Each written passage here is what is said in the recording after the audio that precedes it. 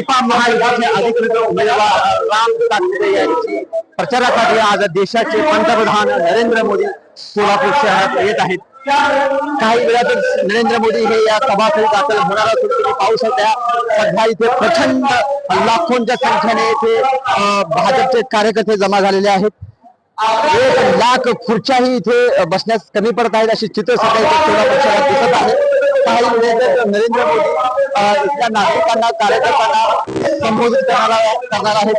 एकंदरीत आपल्या ऐतिहासिक भाषणात नरेंद्र मोदी काय हल्लाबोल करणार हे पाहणं महत्त्वाचं ठरणार आहे।